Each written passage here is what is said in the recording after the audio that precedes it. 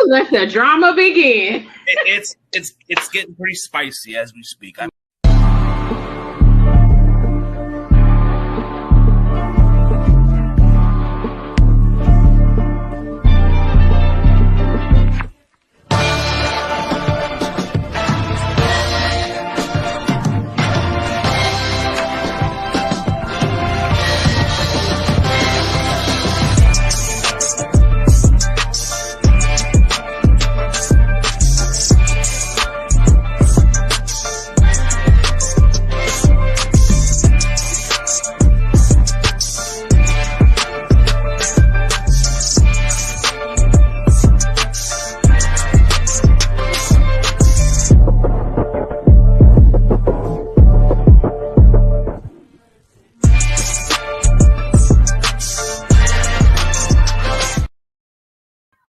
What is up, everybody? We are back. Hey, Danielle, good to see you. I know it's been a week, but hey, we are pumped for this divisional round game. Oh, Lord. You ready? Yeah, do it for the Bay. I like that little. That song that who was the guy? Travis King and E40? E40 did that, but then did you see that one theme by Sweetie where it has a Yes, now that song I could rock with. Oh, that's gonna be something. They should put that into like for the players to pump up on the pregame or something. Yeah, feels pretty good, huh? Cheese. So Jordan Love's incentive with the $500,000 in the Escalade. Man, you know who had that same incentive on this contract? Who? Jimmy Garoppolo. And remember when they gave him that? He was an elite quarterback. He was playing well. So now that he got it, we're going to see what he's going to do on Saturday. Well, I mean, Jordan Love's contract is a fifth-year option too, so I think Packers are already picking up his fifth-year option. They know they're probably not going to find another quarterback like him. So, I get tired of playing these same teams because at some point this seems like they're trying to get over the hump. Sometimes you want to switch it up with your opponents, but I think Green Bay, let's not take them lightly. I believe we are going to dominate them. But one thing about Green Bay is they're not your ordinary low seed team. So they're just coming here hungry. So they're coming here to damage stuff. So, they're playing house money just like we did 2 years ago. All I know is that I hope we win this, man. I hope we smoke them, actually, because I'm tired of these annoying Packer fans. They're thinking like, oh, we're going to finally get over the hump. We're going to finally own you guys because we got Jordan Love. Oh, it's because Aaron Rodgers.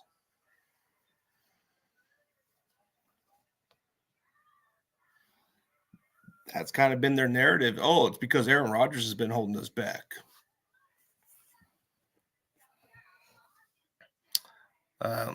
Yeah, so we'll see what happens.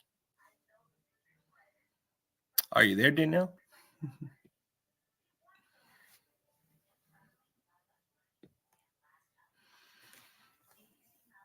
Okay. So, I got a question. Wait, first off, shout out Armstead. He's back fully healthy. Well, not fully healthy, but he's here.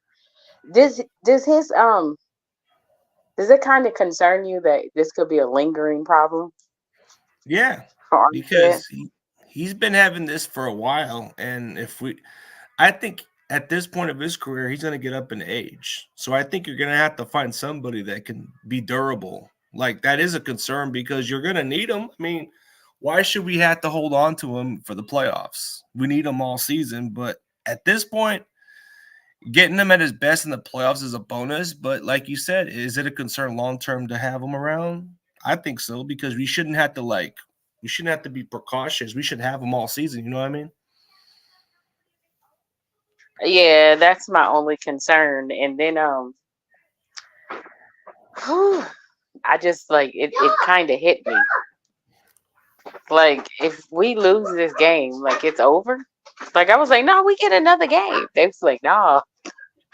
But I hate the Cowboy fans. And whoever been pumping Green Bay and Detroit's head up, they disrespect them. Yeah, I think this is what's going to happen. I think this matchup is gonna be because I think they're just hyping the Packers because the Packers are coming in as the number 7 seed. The number 7 seeds never won a playoff game until last week, so this is the first time in history. So you know what this reminds me of? This reminds me of the Seahawks. Remember how the Seahawks were like the worst record in football, and they won that division when it was 2010. Right. Remember how the Saints were sleeping or underestimating them? And it built momentum, right? Everybody thought, oh, they're going to beat the Bears, right? Nope. It was over. They was like, oh, I was like, oh, they finna murder it.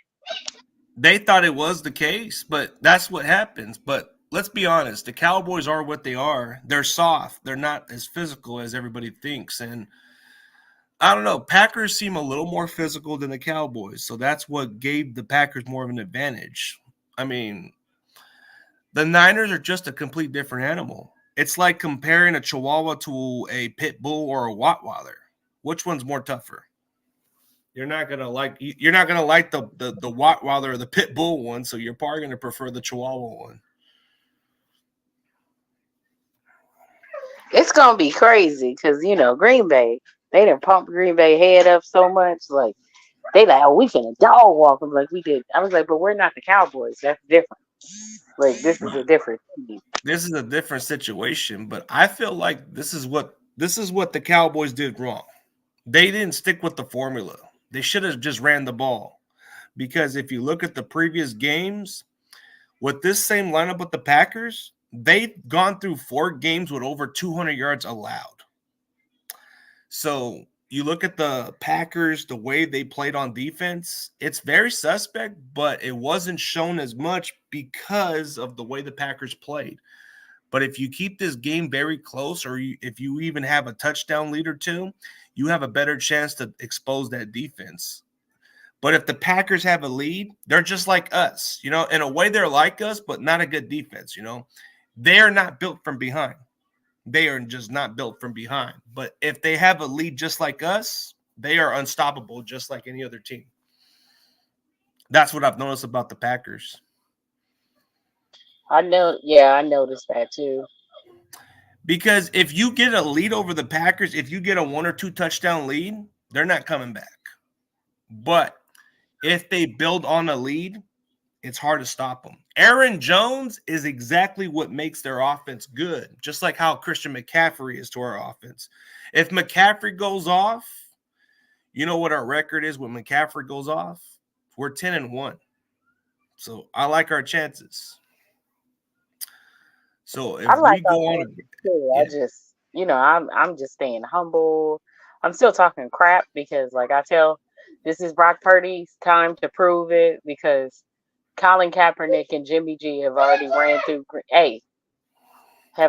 Green Bay. So like now we got to see what Brock Purdy do. But the only person who really destroyed him was Cap. He had like 700 and something yards. So it's like, now it's your turn, Purdy. Let's see what you got. Purdy can get the new Purdy can make something out of nothing because everybody's writing him off now. Like they're just saying because he's the only player in the playoffs that's not even a first-round draft pick. Like, did you see the playoffs where all the quarterbacks were all first-round picks and he's just a 7th-round pick? Yeah, I don't know if you saw that, but they showed like I did. It's just the simple fact that a lot of people just think it's unfair that he has this advantage, which is understandable. Oh, but it's just I just like him as Purdy because he quiet. He don't care about nobody. I'm just here to win football. Okay, that's the one thing that kind of stands out about these. The one thing I like about Brock Purdy is sometimes they say the wrong things and it backfires them. Like, I just saw what the Packers defender just said. If you pressure Brock Purdy, he's not going to play well. Well, dude, if you pressure him, he's going to have the best percentage because he leads the NFL. When he's under pressure or when he's pressured, I think he has the passer rating of 103 or something like that, which is the best when it comes to getting pressure up front or something.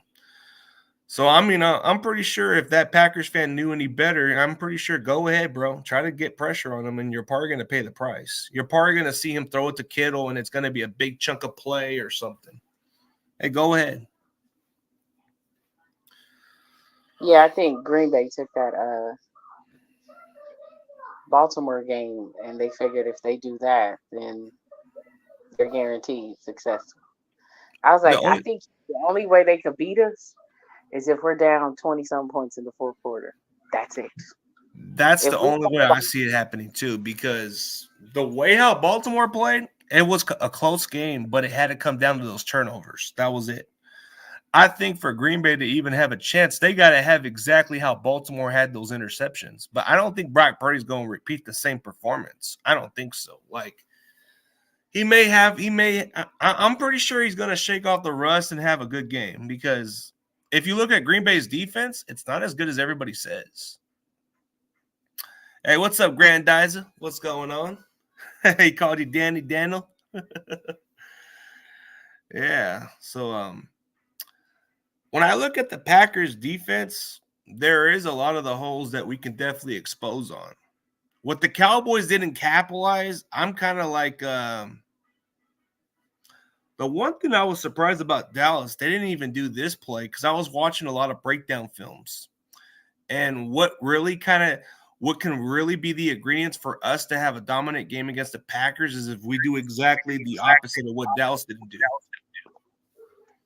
Instead of taking them, like, Dallas didn't take them serious. No, they didn't. Like, and they missed out some opportunities. We learned our lesson. We take no team for granted. Yeah. And we've been in this situation before where we played with house money before, so we know what these type of teams are. So y'all kill me with this house money. They've been saying that all week. We played with house money 2 years ago, and we know what it's like. So I think we have an understanding of a team that's playing with house money. So, oh yeah, and yeah, rest in peace to Laura Cat. I heard she passed away like in January. I know, that's so. I didn't even know either. I was surprised because she was. I think my last message with her was around December, like around the late December, and then I guess from what I saw, she passed away a day after New Year's, which was surprising because I was gonna reach out to her and see if she was okay or something, but I guess I found out what happened, so I don't know what the cause of her death was. My assistant coach for the Warriors passed of a heart attack. Like, it's crazy. I mean, we lost some people. Like Corey Davis is another guy. We lost him. In that short period of time, Laura Cat was cool. You know, she was a good person. She was a very helpful person. She wasn't judgmental like everybody else. Yeah, Laura Cat was sweet. Yeah, she wasn't quite judgmental like some of the other people were, but she was very much like a good person with advice, I guess very friendly, and we had a conversation like around November or something, but her 3-hour conversation, we were just talking other stuff, and she was just telling me a lot about, she was just finding my kind of stories interesting, which I never really cared for my stories, but she kind of thought I was a funny person. And she just thought whatever people think of me, she said, don't even let it get to you. That's what she told me. She said, hey, whatever you're doing something right if they're talking smack about you. And she just, the year they started, she passed away January, and then the service for her was it was quick. Yeah, that sucks. I never knew about it. That's part of why I didn't hear much from her. That's why me and Tommy were kind of, I think Tommy was even asking about it too. And I said, I don't know, bro. Haven't heard for weeks. And come to find out, this is what happened. So it's kind of surprising. I think I don't know if anybody has talked about her in the content. I can't speak for everybody else, but I've actually had a little conversation with her before. And I'll tell you what, she was very, very cool. Would you have went to her service? I don't know about the traveling thing. I mean, I would have, but I don't know. It's like money-wise, I can't go everywhere. But we're not talking about her. Put her in her respect. She's a great person. Very, very good person. So I don't got nothing negative to say about her. She was a very classy person, very nice. She was classy. Very classy. Like, she wasn't too negative as everybody else. You know what stood out about her? She said that most videos she wouldn't want to listen to people cursing, but out of her videos, she just told me for whatever reason, she said, you make me laugh the most. And that made me feel better when she said that. And I'm like, really?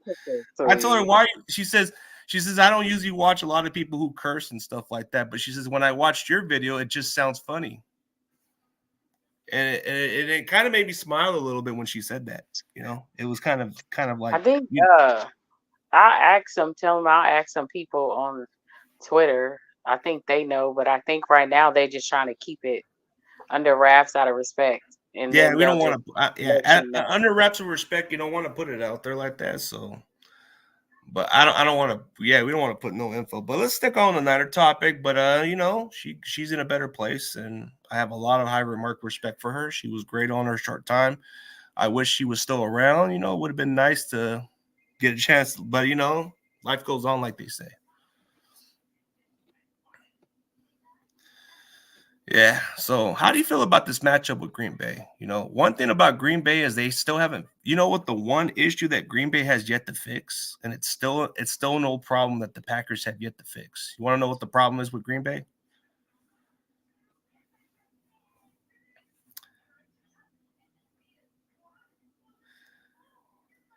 You want to know what the same issue is with the Packers?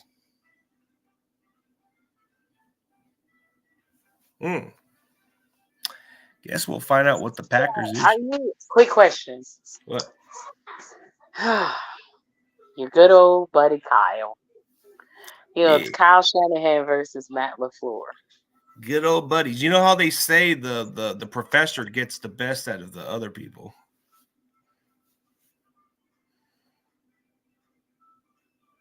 Remember how they say the master gets the best out of his predecessor or whatever they say, protege? And he came from Kyle Shanahan's tree. Yeah.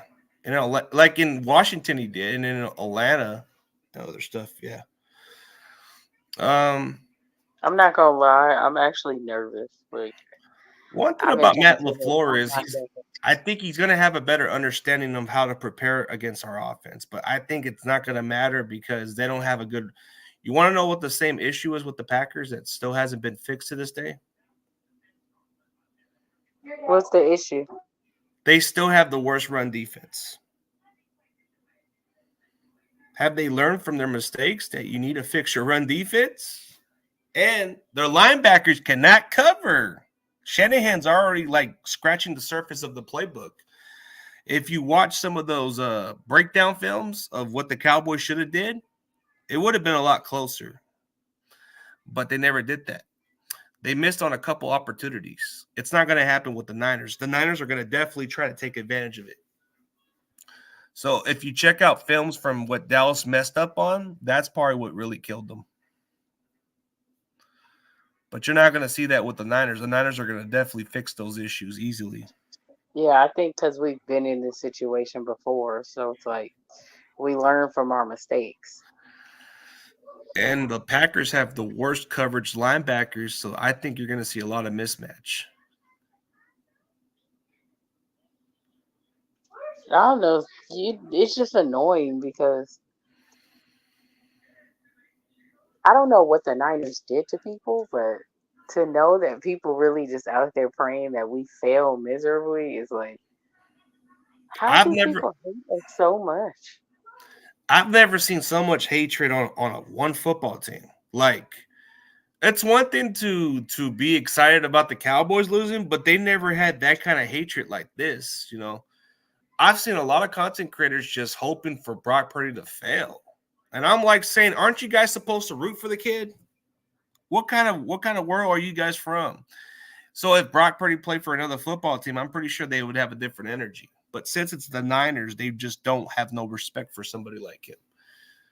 That's just how bad it is. Like if Brock was playing for a team like the Raiders or other teams, they probably would root for the kid. But since this is the Niners, they're just hoping for the worst. That's how they are. I'm just keeping it real with you. That's just how they do it. Is it fair the way they treat them? Yeah, it's unfair. I think a lot of people just, understandably, I would be jealous too of Purdy. Sorry, it's like hella children. Like It's all hella. good. I mean, I think because a lot of people are jealous because look at what Brock Purdy surrounded. Like he has CMC, Trent Williams, Brandon. Like he literally has the most lethal duo in football history, and I think a lot of people just find it to be unfair. It's just like, huh? When Trent Williams is available, y'all didn't grab him. Yeah, and the one thing that kind of like yeah, that's one thing they always kind of use against him is the weapons. But then they keep saying he's a short passer. I'm like, do you guys even watch him play, or else you guys are just pretty much using the weakest thing? Like, come on. And then they get upset and they say, why do you keep skipping the other combo? And I said, because you keep bringing up the same crap. I keep trying to give you, I keep debunking these dumb questions, and you keep sticking with the same crap.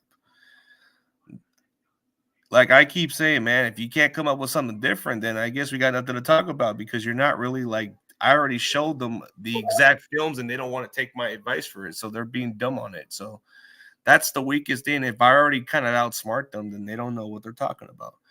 I think what takes away from Brock Purdy is because he's the last pick in the draft. His draft status is pretty much what holds him back. Because everybody's using it against him. Oh, everybody passed on him for a reason because he was the last pick in the draft. He could have been undrafted.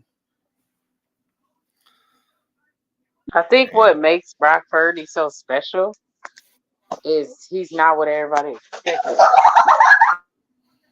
Well, he's not exactly what everybody was hoping for because they thought this kid would have been on our practice squad or training camp or be a guy that didn't make it to the league. But that's not the case. Most guys who were the last pick of the draft, they're just happy to be in the NFL. And some of them make it to the practice squad, and some of them don't even make it on the roster. Some of those guys who were the last pick of the draft, they're not even guaranteed a roster spot. But Brock Purdy had to prove himself. He was the third string quarterback. He could have easily been cut. But they chose, they actually paid a lot. They actually paid guaranteed money with Nate Sudfeld. They gave this guy guaranteed money. You would figure, oh, Nate Sudfeld's going to make the roster, right? Nope. I guess his preseason impression stood out. They said, you know what? Okay, Nate Sudfeld's just all right. We can take some of that money off and just go with Brock Purdy. He's cheaper and he's probably better. They saw something in him.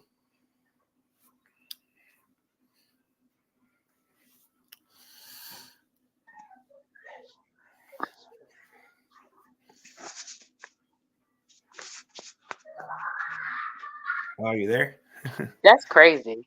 Like, honestly, I honestly thought my quarterbacks, like, I always felt the Niners have always been contenders. It's just for some reason they assumed we lacked a quarterback, even though we actually had one. It's always been what's holding us It's just back. the Niners never wanted to deal with controversy.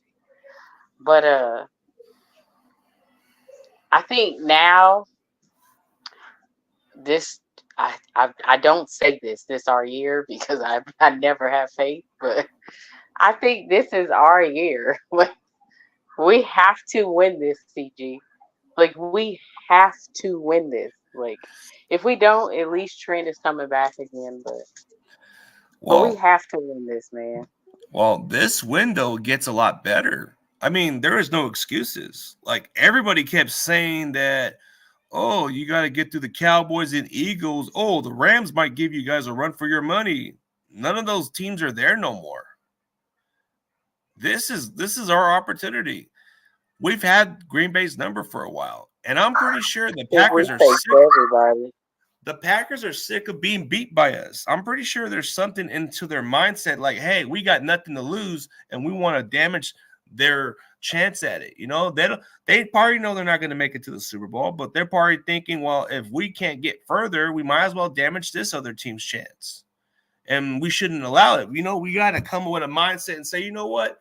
Green Bay is here because they're here. They weren't here by accident. They got here because they played good football, and we got to take them seriously. And, yeah, I guess he was projected as a lower third rounder, but solid. Yeah, but I guess people didn't look at him that way. I think a lot of people tend to forget. Go get him. Yeah. COVID was a different year because it was hard to evaluate some talent. I think a lot of people forget that. Yeah. Like, I'm not COVID trying to be year, they had an racist or extra year to anything. learn. I think like a lot of people tend to forget is nobody looks at white quarterbacks and see athleticism. So when you look at Brock Purdy, you just see like this scrawny little nerdy kid. You don't look at him and just be like, yo. So that's why I think it's like, it was shocking because I never looked at Brock Purdy as anything but like another scrawny little quarterback. I just thought he But would be you know, like a he guy on our proved practice everybody squad wrong. and maybe compete for a chance, but I never thought of him that way. I don't even want to talk about this. I don't even want to think about it, but I think this is pretty much the window. We have 2 or 3 years of a window. Because after that, we're going to have to pay Brock Purdy his money. So I guess in 2 years, that's when the window starts to close a little bit. But I don't even think there's no chance in hell we're losing to the Packers because Green Bay has a sorry defense, and that kind of defense isn't going to win you games for long. And what they had against the Cowboys, that's not going to be sustainable because they're already getting too cocky right now. They're already getting too ahead of themselves, and that's a young team. I think for that to happen, they have to at least get some turnovers off of Brock Purdy, which I don't see happening.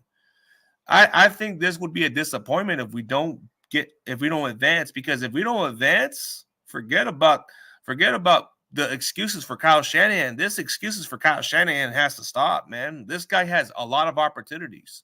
This is his opportunity to seize the moment. You don't have to worry about the Cowboys and the Rams and the Eagles. They're gone. The Packers, you've had your number for a while. Just don't get too ahead of yourself, and you should take care of them. I mean, the Lions and the Buccaneers, that should be that. I'm saying this is the simplest route to the Super Bowl this year, because those 3 teams that you're looking at, they don't have a great defense. Their defense is the worst. They're not even top 20 defense. We should have no excuses for sure.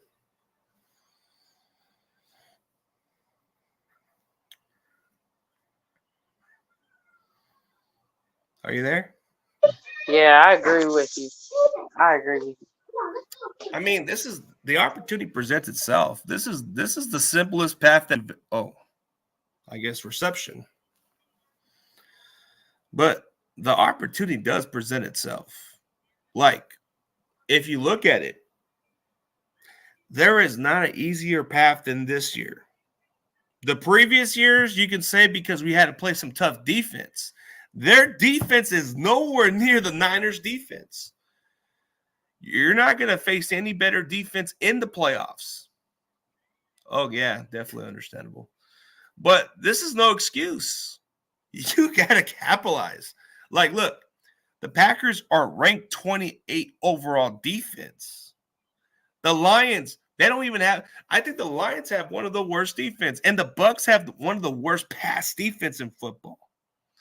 So the route to the Super Bowl this year is easier than it's been. We just can't overlook the Packers for sure. I think if we take care of the Packers, we should have the easiest route to get to the Super Bowl, because I'm not even worried about the Bucs, because I think the Bucs don't scare me. The Lions, they're kind of like a feel-good story team. We can definitely end their season. I think Green Bay would probably be our only toughest challenge after that. And I think outside of Baltimore, I think we win the Super Bowl easily. If it's not Baltimore, we should win.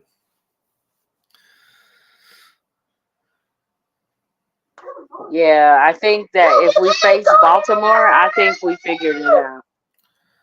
Yeah, I think for this matchup with Baltimore, it's going to be a different outcome. They're not going to have the same results they had on Christmas. But if it's any other team but Baltimore in the Super Bowl, I like our chances, because I don't think Kyle's going to blow it. I think Kyle wants to cement his legacy. I think the pressure on Kyle is definitely getting to him. So I think he really wants to cement his legacy. I doubt that. They just extended his contract. He ain't got to worry about it for another 6 years. No, but even though he's got a contract for a while, I'm pretty sure it bothers him that he hasn't got a Super Bowl. It should have bothered him since he got here. Even it should have bothered him in Atlanta, but it didn't. And it's just like, if you don't win it this time, dude, then you will never be great. Never. Well, Mike Shanahan didn't win Super Bowls overnight. He failed the first 2 Super Bowls as a play caller. So I think, like they say, third time's the charm. I mean, I had to look at the history of Mike Shanahan and his track record in the previous years. He was on the Broncos coaching staff before he even got to be where he was. He had two Super Bowl losses with the Broncos before he even became a head coach down the road. Remember the Super Bowl losses from the Broncos? Right. He was on their coaching staff as an offensive coordinator. So it kind of bothered him in the early part. But then when he came to the Niners coaching staff, he won a Super Bowl and he built momentum towards going to Denver as the head coach. So maybe the early stage of the Shanahans, they had to struggle early in their careers to get where they want to go. And sometimes that's the rough path. Yeah, I hate that we had to go through that path. I want the early success, don't get me wrong. But if this is another Shanahan that's gone to this route and actually can overcome the demons, then I'll take this Shanahan all day, every day. But I didn't like the early struggles for sure.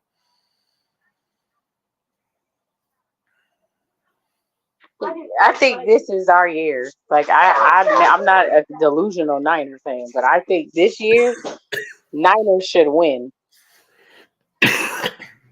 I think this year we have everything. We have everything to gain out of this. So the pressure's on us this year. I think this is the pressure. We definitely got to do something. To be fair with you, Grandizer, I think you're kind of like taking the Cowboys the wrong way. The Cowboys are soft. Let's be real. The Cowboys have the most cockiest franchise. Like, the Niners always take everything seriously. Like, there's not an opponent that scares us. Like, Tampa Bay, we already beat them. Detroit, I think Detroit's like the unknown because we haven't played them. But we know what they're capable of.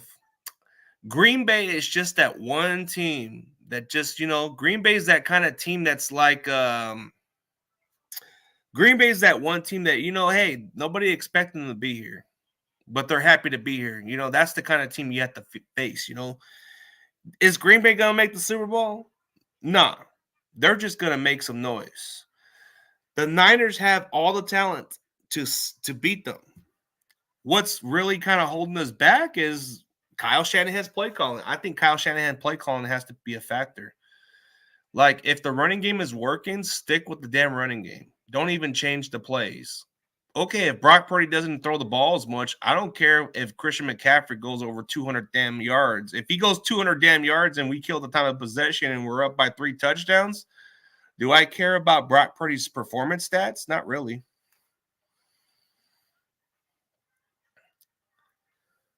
Do you kind of agree or disagree? Like, let's say hypothetically Christian McCaffrey goes over 200 yards and has multiple touchdowns. Would it matter about Brock Purdy's stats? Stats don't matter to me. Like, it never mattered. It's just, I think, Purdy he ain't got nothing else to prove. But I think he's just in it to play now. Like, he has nothing else to prove. Like, he's done it all. So the only thing he has to do now is win the Super Bowl. Like, that's it. He'll forever be connected in history. I think for Brock Purdy is he doesn't have to do too much in this game. He just has to manage the game. I think for the playoffs, can Brock Purdy be the game manager at least? Do your part. Don't try to be the hero. Just stick with the flow. I think for us to be successful, we got to have a good running game. And I think it comes down to Christian McCaffrey. If Christian McCaffrey can get close to 200 yards and Elijah Mitchell has a breakout game too, I don't care how we win the game. I don't even care if we win by 3 touchdowns and it's all about our running game. I don't care. Honestly, that's how we usually beat Green Bay is by running the ball. I think the problem is if Brock Purdy has 150 and one touchdown or so, I don't care. Everybody, like Nick Wright's probably gonna say, "Well, Brock didn't come from behind." Brock, who cares? Like, if we got if we're winning by 3 touchdowns, that's the point I look at. I don't even think anybody understands the difference, Grandizer. We are not afraid of other teams. We are not the Cowboys. That's the problem. You're comparing us to a soft finesse football team. We are not that. Niners are not scared of nobody, bro. We're not scared of anybody in our conference. Like NFC, I don't care about nobody in NFC. It's AFC. That's our only loss. I think Baltimore is the only team that scares us. I'm gonna be honest. It's Baltimore. Baltimore is the only team that fears me. I mean, the one thing that may scare me about Green Bay is, hey, they're trying to get over the hump. They are sick of losing to us, right? It kind of bothers them to this day. They got to have that moment, but do they really scare me? No, because we know what Matt LaFleur is. We study his damn playbook from time to time. If anybody knows how to out-scheme him, it's Kyle Shanahan. If you look at Kyle Shanahan's record against his predecessors, he's got the best record against those guys. I don't think we're going to overlook anybody. And I think a lot of other fans need to understand we're not the people who play on the football field. We're just fans, and we got every right to feel confident. So I feel like that doesn't have no effect to me talking trash. I think it has to do with the players backing it up. I don't take the humble approach. I'm sorry. I'm a fan. I'm going to trash talk the team, and I'm going to overlook them because that's how I am, because I think it comes down to our football players. I think we're going to steamroll the Packers, and I don't even think the game's going to be close. Is that me being cocky? Sure. But what do the Packers have that hasn't been solved? We're going to run the ball. What I really saw from the press conference, you know what Juwan Jennings just said? You want to know what he said that stood out to me in the interview? The Niners are going to try to reestablish 2019, the running game. We are. They're going to try to run the ball on the Packers. I heard this all week. They are trying to establish another repeat of going over 200 yards on the Packers. That's what I think is going to happen. There's nothing cocky and arrogant, bro. We're not the guys on the football field. We can talk all our shit. Sorry, bro. I'm a cocky, arrogant fan, but I don't play on the football team. I think a lot of these fans need to stop talking about this humble stuff. We don't play on the football field. That's not cocky and arrogant. We back our shit up. Give me any team that never had a form of cockiness or arrogance about them. The Niners, I don't think we lack We're not cocky. We're not cocky. We're confident. There's a difference. Cocky and arrogant is guys like the Cowboy fans. I think if you are a Cowboys and Raiders fan, then okay. Oh, okay. I guess he's referring to the Cowboys. I think the only difference with us is we're not too arrogant and cocky like everybody says, but they think because we're like let's say, for example, if we never been to the conference championship for 20 plus years, then yeah, that is arrogant and cocky because we haven't done nothing. But for us, we kind of have every reason to talk like that.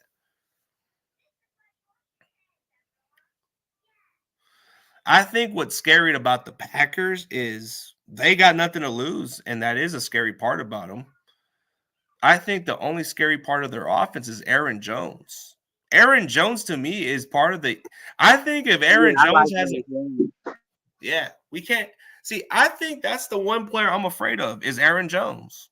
Aaron Jones, to me, is the one guy that scares me the most because if Aaron Jones has a great game, Packers are going to be in this game very closely.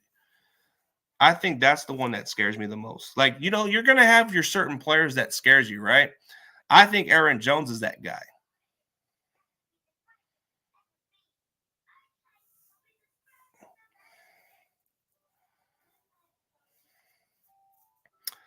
I think when it comes down to it, I think Aaron Jones is the one guy that I would feel more scared about. Aaron Jones is the one that's going to give us a headache. Yeah. I think Aaron Jones is the X factor. I think we got to stop Aaron Jones. If we limit Aaron Jones to less than 70 yards on the ground and he doesn't get a single touchdown, that's a huge win for us. Can we limit Aaron Jones? Can we stop him to a season low? I think we could. But I think that's the one guy that scares me is Aaron Jones. I can't even think of anybody else on the Packers besides Aaron Jones. Can you feel the love tonight? I've seen a lot of like bulletin boards. I've seen a lot of Packers players talking trash. They're kind of getting too arrogant and too cocky too. Yep. Oh, and you know the funny part is, I don't know if Granddadzer even watches what's been said, but the Packers players are talking hella trash. So maybe you might need to look at what the Packers are saying. They're getting too cocky. They're overlooking the Niners. They're saying that Brock Purdy is not that good. Devontae Wyatt just says if you pressure Brock Purdy, if you pressure him, they're not going to play good. And then one of the guys on the radio just said, if you take a cheap shot on Brock Purdy, it's worth it or something. So I think that's going to backfire.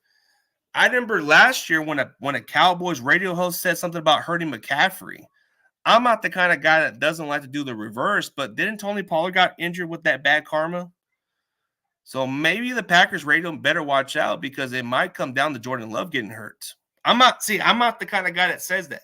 I just said that, if you say bad karma, bad things happen to the other person. I'm not saying it, I'm just saying reverse logic. You've seen it what happened with Tony Pollard, right? Remember when the Dallas radio guy said something about hurting McCaffrey, but it ended up hurting Tony Pollard? You better watch out. That can be the bad karma. Yeah, that Packers O-line is solid, but they're not like they haven't faced us, so I don't know. They won't hold up pretty well. That Niners D-line is pretty damn solid.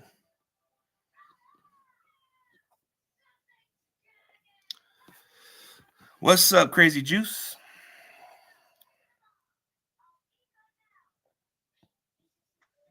So, sorry,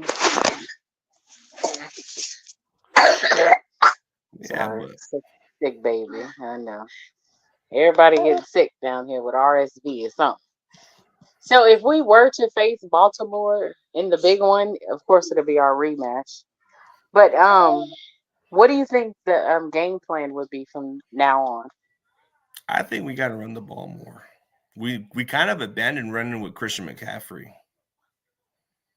because McCaffrey was having a great game. I think the only loss we had with McCaffrey going off was that Baltimore game. We are 10-1 when McCaffrey has 100+ yards. That was the only game that we didn't use McCaffrey as much, but he had one of his best decent games.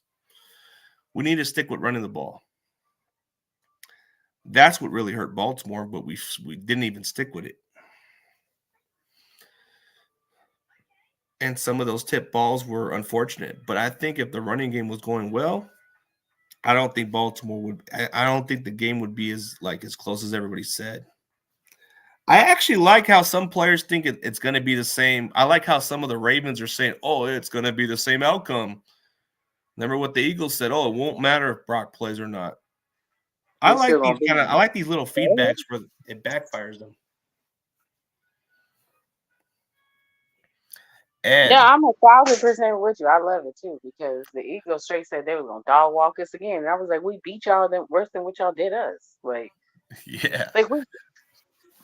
Oh, and Baltimore just, what Baltimore just said? They said, "Oh, we got ways to expose them." I don't know. And then the funny part is the Packers defender just says, "Oh, we just got to do this and we should get turnovers." Didn't Patrick Peterson said that? Didn't Patrick Peterson said it from the Steelers? And what happened? They got their butts whooped. Oh, you want to know a fun fact? You're going to hear excuses from Packer fans. Watch. You're going to hear excuses. No, you're going to hear excuses from Packer fans. They're going to say, "Oh, you got that stupid ref Alex Kemp out there." They're going to say, I looked at the record, and Alex Kemp does not like the Packers, according to what I'm looking at. Oh, so it's going to look like they cheated for us. That's what they're going to say. And I just looked at a couple posts, and they said that he mostly favors the home team more on these calls. So If that's the case, they're going to come up with that excuse like, oh, it's that official Alex Kipp. He does not like the Packers. Oh, we lost because of him. I don't want to hear that excuse. But I'm pretty sure they're going to make that excuse about the damn referee. Packers' only chance is strong red zone defense and forcing Modi to make multiple. Yep, that's their only chance they have is they have to hope that we kick field goals, and I don't think we're going to do that. The ghost of Cap. The ghost of Cap hunts the Packers forever. That's the one thing. Kaepernick has the Packers number, and that's like they should have a statue at Lambeau Field just to have him running up the stadium.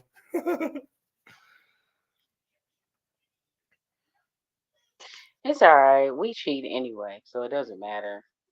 But that's what they're going. That's going to be one of their excuses is the referee. They're going to say because Green Bay, like it never fails. I was like, so we cheated with Jimmy Garoppolo? Really? Yep, I heard that from the Ravens too. I've heard some Raven fans don't want to play us again for some reason. Sometimes a second time is not a good thing. Like, sometimes you know what history says? When you play them a second time on the big stage, they lose that second time around. You ever heard of that saying? Remember that one Super Bowl where the Patriots almost lost to the Giants in the regular season and the Giants get into the big stage and beat them? Remember that? Don't you remember that or no? I think it kind of has history repeating itself because you don't want to play that team a second time around, especially in the big stage. I've seen it happen with other teams.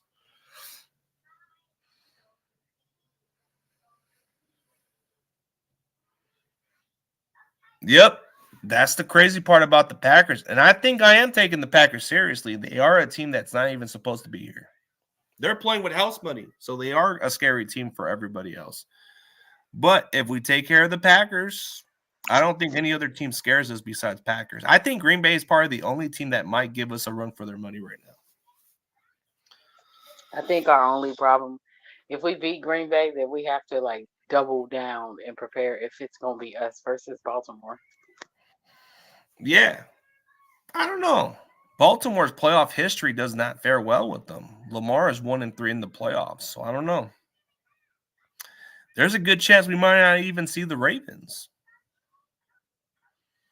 What if Patrick Mahomes comes in the playoffs, looks hot, and then we play him, and then we somehow get our revenge?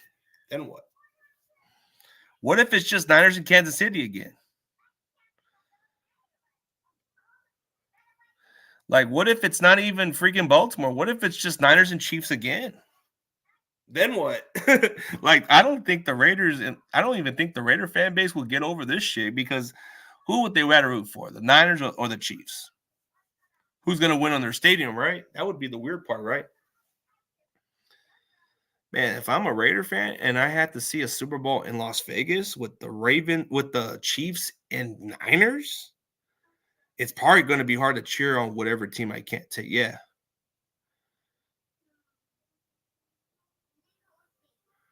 It would be a huge upset, but I don't see the Packers pulling it. But I do see them as like a team that you got to take them seriously.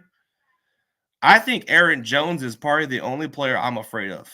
Other players, not so much. Our team is better now than it was. Yep, I agree with that. But I think Aaron Jones is the one guy that I'm afraid of because if the running game goes well, then Packers are going to be unstoppable.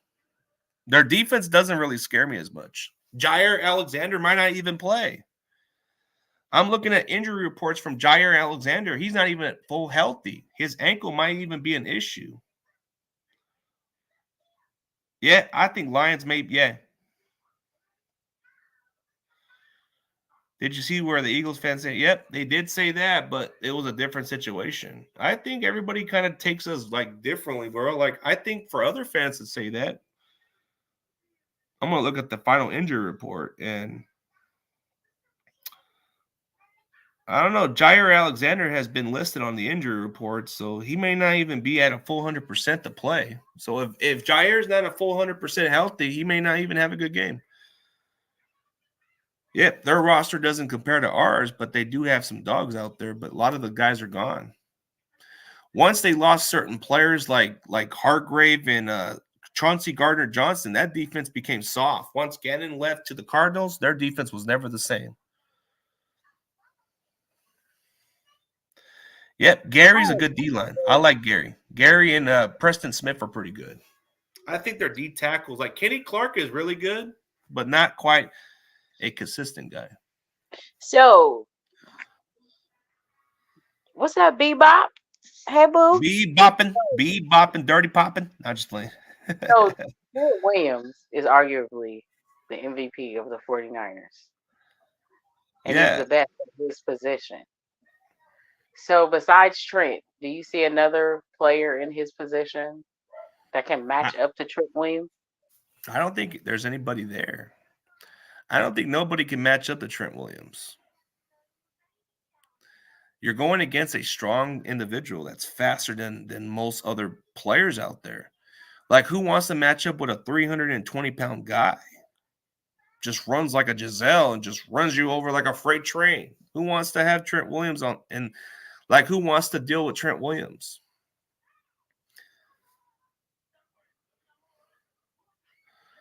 I think there might be. Yeah, I wouldn't want to go one-on-one with Trent Williams. That's like a death wish, man. Oh my God. If I gotta deal with Trent Williams, I'm done. I don't want no piece of him. Oh, that would be kind of interesting. Texas and Bills in a conference, that would be something rare. Yeah. I think CJ Stroud may be able to beat Lamar Jackson. I think so. I think this is a bet. I think this is more of an upset possibility than the Niners and Packers. Everybody keeps thinking it's the Niners and Packers. I don't know. I think the Texans might even pull it off, or I think Bucks might even upset the Lions. It's not that far-fetched. I think if I had to choose which is a possible upset to me, I think Tampa Bay might even upset the Lions. But I already picked Detroit as my easy pick, but I don't think it's out of the picture that I think Tampa Bay might even give the Lions a run for their money a little bit. Like, if I had to choose a possible upset, in my opinion, I think Buccaneers could pull an upset.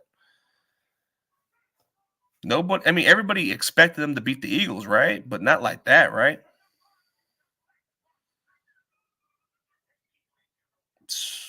I think Bucks might even be. It wouldn't surprise me if it's Tampa Bay.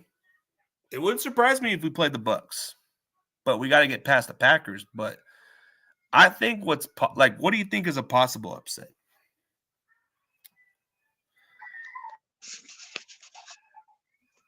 This fucking phone is one of them. Oh yeah, but what upset do you think is the Chiefs? No, I'll say the Texans beating the Ravens, because I feel like the only two people that has anything to prove is us in Baltimore. So if CJ beats, it's gonna be like crazy. So Texans could be possible because nobody expected them to beat the Browns. It could be possible, but I think this is not. I don't even think this is out of the reach. I think Tampa Bay can beat the Lions. I think that's I think that's a possible upset, in my opinion. Somebody needs to humble Detroit. And one thing about Detroit is, in their playoff history in the Super Bowl era, they've only won 2 playoff games. So I think this one playoff game might even be their Super Bowl. So I think this could be the Bucks easily beating the Lions. Now, I don't even follow the Sharks like that, my guy. I just only follow them because it's locally team that I grew up from.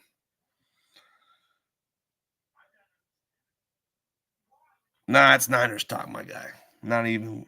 I can care about the damn Giants, the Asset Giants. I can care about them. I can give a shit. Baseball team, because we rock. Screw your Dodgers. I'm not even a Dodgers fan. We'll get our life together. Screw your Sooners. It's all about the Trojans. Like, CD, don't do this. I don't really give a shit about my Lakers anyways, because we ain't doing shit this year. Hey, y'all better than what we're doing, hun. I haven't really followed them like that. I just know that we ain't doing shit. No, I'm talking about the Warriors. Like, we are trash. You guys are trash. It's news to me. I thought you guys are still good. I think my Lakers ain't. I think my Lakers are just whatever they are. I think somebody told Green Bay Packers, like, I heard a fan in the space say that, Green Bay can pound for pound match up with the Niners. And I was like, well, offensively, they can match up. Their offense can match up, but their defense doesn't. The defense, who do you have? And they was like, it don't matter. We talking about offensively. And I was like, yeah, but our defense can hold it. I think our offense is still better. So, but I think their defense doesn't hold up to our offense. I think our offense has more of an edge, but their offense will be challenging. I'm not going to lie.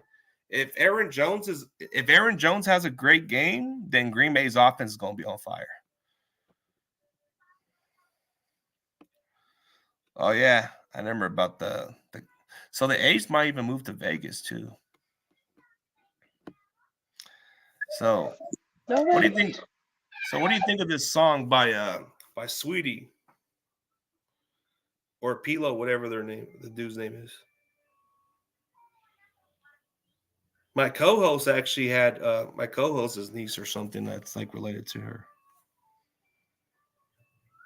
Don't get me started on the Trojans. Do it. Hey, she brought it up, not me. Say hi, CG. Hi, CG. Hey, what's up, Gambler? Farrell is out. That was my son. He wanted to tell you hi. He's like, "Hey, how's it going, man?" That's hecka funny. Like, can I just tell him hi? I don't want to get him in trouble, but I just want to say hi. Like, okay. Say hello to him. That's it. Oh, when you talk with Bella, I talk with her every Tuesday. It's every Tuesday show. She's like another co-host I do for recap shows. But hey, do you at all feel bad for the Eagles? Like, I kind of feel bad for them. Nah, in a way, I kind of do feel bad for them. But at the same time, they never gave us no feeling bad for us when we lost. They didn't give a damn about our quarterback. They're saying, "I'm glad." I've seen some Eagle fans even say, "I'm glad Brock's hurt. He's not a real good quarterback." I've seen a lot of Eagle fans actually like celebrate Brock Purdy's injury. So I don't have no sympathy for them. Screw them. No, he's actually going to play, bro. Everybody puts questionable. I already looked at the reports. He is expected to play. Don't let the questionable be the factor. I was about to say, Greenlaw's supposed to be playing. Yeah, he's supposed to be playing anyways. I think they just played it just to play it smart. I think the one questionable mark is Jair Alexander from the Packers is probably the one guy that could be listed really bad. No, I don't feel bad for the Eagles fan base. They've actually said a lot of crap about us. When Purdy got injured, they had no sympathy for Purdy. They were glad he was hurt. So why should I feel bad for them?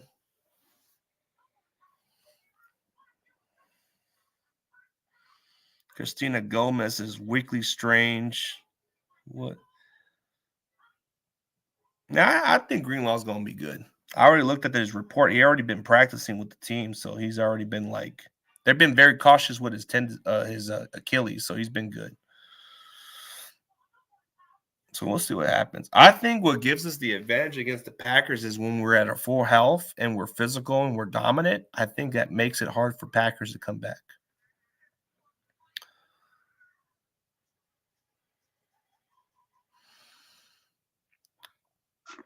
Yeah, CG. Why your biggest fan, my son, he just went and told everybody, I told CG hi and he's on the radio. Ha ha. What? I'm on the radio. Yeah. Oh, is that your son saying that? That's cool. Yeah. I'm nothing big, sir. Nothing big. To him, you are a superstar, celebrity. Well, I get a lot of these. I get some of the athletes. Oh, next week. Next week. I think next. I'm gonna look it up. I think on I think Monday I'm gonna have Richmond Webb on my show. Really? Former Dolphins offensive tackle is gonna be on my show. And Terrell Jones, the trainer for the Niners. That's on Wednesday. So I'm gonna have some guesses coming up this week. Wait, our game is in the evening, right? Yeah, our game's at 5 Pacific, but I believe it's 7 your time. Yeah, 7 my time. Oh man, I can't wait to silence, man. In a way, I'm a little nervous, but I'm excited. I know Packers are going to give us a challenge. I'm not even overlooking them like that. I just have all fun and games with them. Right? I don't think the Packers are going to. I think the Packers are going to give us a fight. I'm not disputing that. I think they are going to give us a fight. For how long? How long are they going to give us a fight? Maybe in the first half they will, but second half we're probably going to take care of business.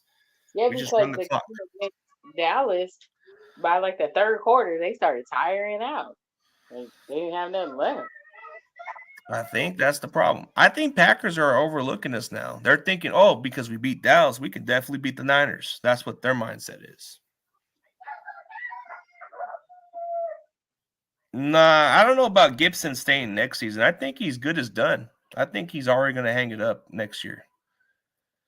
Because I think Deshaun Gibson, he's already 33 years old. The guy's about the same age as me. He's about the same age as me, and he's already hitting at the end of his career. Gibson's been around the league, but he's going to be 34 next year. So imagine him at my age. I think he might have 1 or 2 good years, and that's it. I don't think Gibson's going to play for too long. I think he's planning to play for a ring, and that's it. It wouldn't surprise me if Gibson retires after this season.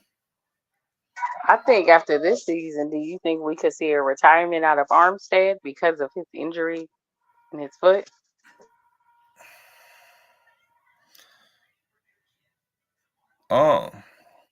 Armstead is kind of like a question one because he always takes a discount for us. He always cuts down his contract, but I think his durability has been my issue with him. Other than that, I think he's good.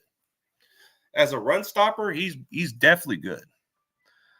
I'm not disputing him as a run stopper, just his durability. Like you said, his durability is the problem because of his foot. His foot, plantar fasciitis. That can take you weeks to recover, depending on how bad it is. I've had that flat foot problem. It can go on for months if you don't take care of it the right way.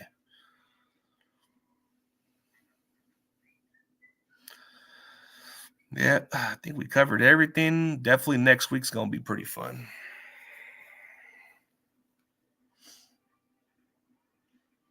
So how you feel about this matchup? What's your score prediction for the Niners and Packers, actually?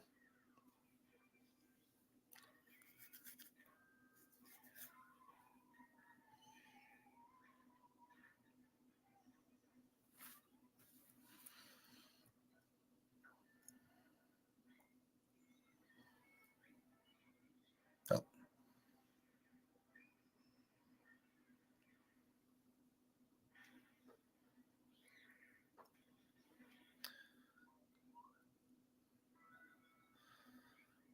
Hello? So sorry. It's all good. So who do you got in your prediction? So my score is, I ain't going to even hold you, I got 28-17. 28-17. I just don't think this will be one of those high-powered games. I don't know. Gambler. I like Gambler's score, man. My guy Gambler's got the confidence, man. He got the confidence. Yeah. I like Gambler. Now, I just think that because it's Green Bay and with our track record and history with them, I think that he says 6-3 for I think that it won't be one of those necessary games. It might even be one of the most boring games if we went by that kind of game. But Crazy Juice. I like that one. But my score actually is 34-21 Niners. I think it's going to be close in the first half, and then we're going to run the clock, and then we're probably going to get the final 2 touchdowns, and we're probably going to end it on a high note. The Packers are probably going to get 1 garbage touchdown out of it, and then they're probably going to end it from here. Screenshot it, bro. I don't need a screenshot. I'll take your word out of it, Gambler. Maybe I'll take a picture of it. Gambler says screenshot it. I'll screenshot it. Oh, okay. I'll send it, man. I got you, Gambler. I took a picture of it, man. The Gambler. Gamblers, I think this is. If it rains, it could be a low score game. I can see it as a low score game if it's rain. But is it gonna rain? Because I heard like mixed reviews that it might not even rain at all. It might not rain as bad, or it might not even rain. Period. That's what I've heard.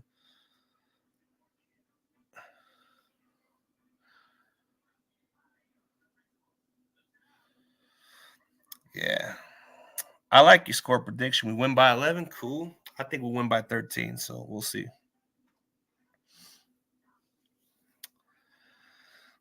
All right, everybody. Hopefully you guys have a great day. But hey, Danielle, we'll definitely do some more like next week.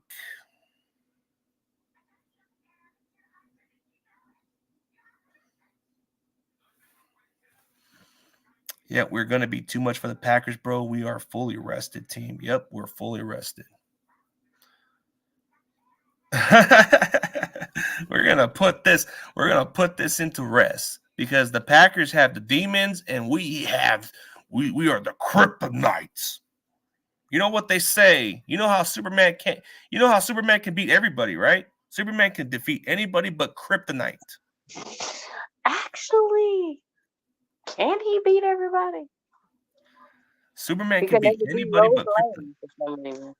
No, but I'm using the reference of Superman can beat anybody but kryptonite. So what do you think will be our kryptonite in the Green Bay game? I think our kryptonite is just Aaron Jones. We just got to slow him down. That's it. Aaron Jones will probably be the huge factor. Jordan Love might have – I think Jordan Love will flash you some Aaron Rodgers, but it has to come down to the running game for the Packers.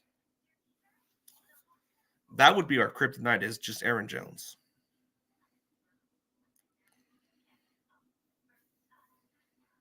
Are you going to the game? I'm not going. Everybody's gonna go to these wacko games. The Super Bowl game is important. Yeah, we'll see what happens. I heard what's the name supposed to be? Wait, I was gonna ask you, did you catch that Steve Young interview thing? Oh, that was a good interview with him and Brock Purdy. How typical of a Mormon. Oh, so and he did the thing called "Do It for the Bay" too. Yeah, but a lot of Niner fans are still mad at him because he was praising Lamar Jackson. They called him a traitor. Oh, what is he supposed to do? Like badmouth him? He's actually kind of giving him his respect. I mean, everybody has.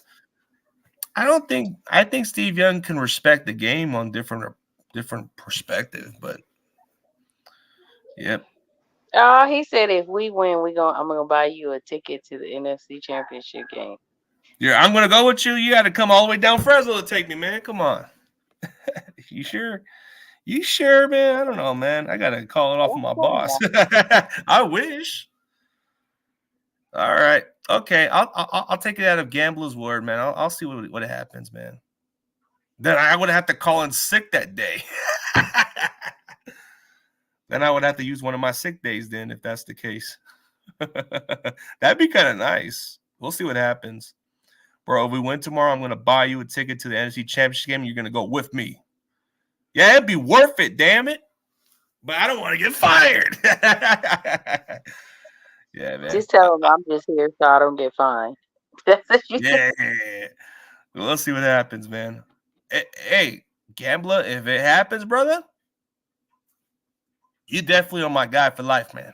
If you do that, man, you're the number one fan for life, man. You be definitely the man that puts you on the top of the Mount Rushmore of the people I put on top of the mountain, man. I put you as the greatest, man. But you don't gotta do that, man. Come on. So let me be the first to tell y'all this right now, and I'm saying this on my Big Brother show. If we don't win it this year, I'm going to have Kyle Shanahan fired. I promise y'all. You're gonna pull a Vince McMahon and say you're fired. No, I'm gonna say he sexually harassed me.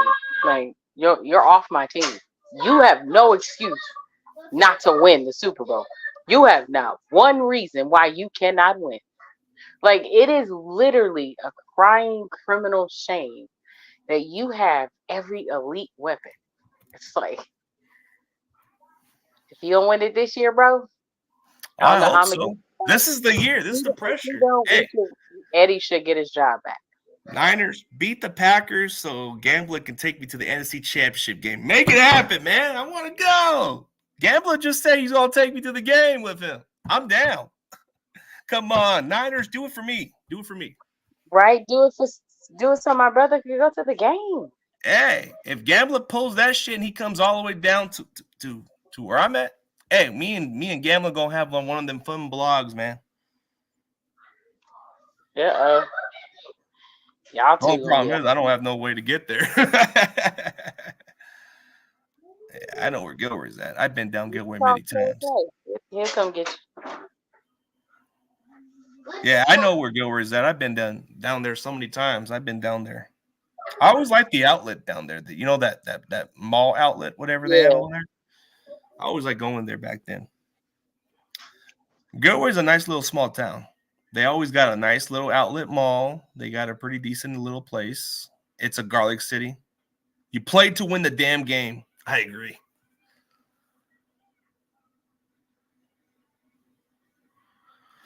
We shall see, man.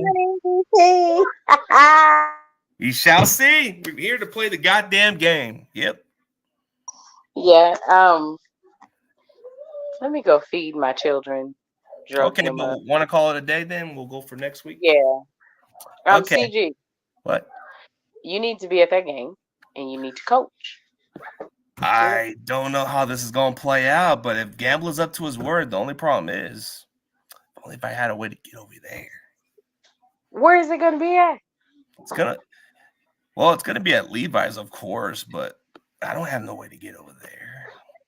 Well, if we go to the Super Bowl, I'll just have my brother do a pit stop and come get you. Yeah. Because he's going to cover the game. I hope so. That'd be tight. Yeah. That'd be tight, bro. That'd be really tight. But hey, yeah, Gambler, just message me your number. We'll figure out something. But the problem is, bro, I don't know how I want to get over there. I'm a bookie, dog. Oh, everybody's a bookie. Tommy's a bookie too, man. But hey, everybody, you guys have a nice day, and we'll see y'all next week. Peace. See ya. Bye-bye.